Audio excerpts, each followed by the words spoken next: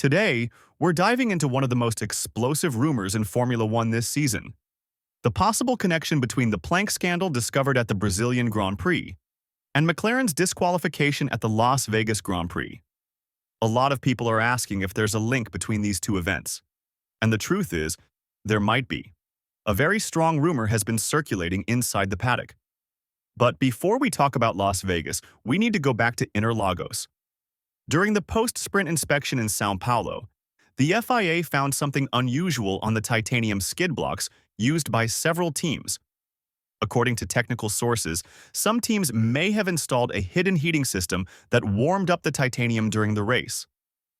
When the metal heated up, it expanded. And only that expanded tip touched the ground, protecting the rest of the plank from excessive wear. Once the car returned to the garage, the metal cooled down and shrank back to its original size, making it almost impossible to detect in a static inspection. This clever trick allowed cars to run lower to the ground, generating more downforce and gaining up to half a second per lap under ideal conditions. And remember, the rules are very clear. The plank must finish the race with at least 9 millimeters of thickness. Anything below that means immediate disqualification.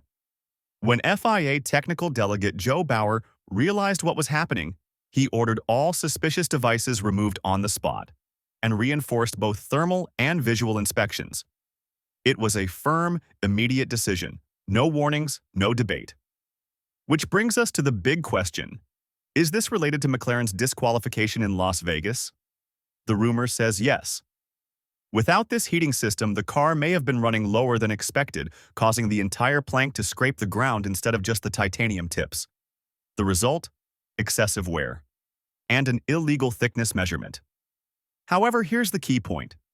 There is no official FIA document confirming that McLaren, or any specific team, used such a system. It's a rumor. A highly detailed and believable rumor. But still, a rumor. And there's another important factor. If several teams really were using the same trick, why didn't we see a massive performance drop across the entire grid in Las Vegas? The running order and pace were exactly what we've seen all season, nothing out of the ordinary. The only way to know whether McLaren was actually affected is to watch what happens at the next Grand Prix in Qatar. If the car shows up riding higher and loses performance, the rumor gains strength. If not, this might all be just coincidence. The truth is simple.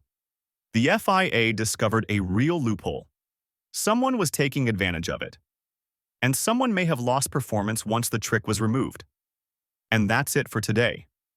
If you enjoyed this breakdown, hit the like button, subscribe to 300 kilometers on the curve, and tell me in the comments, do you think McLaren fell victim to its own innovation?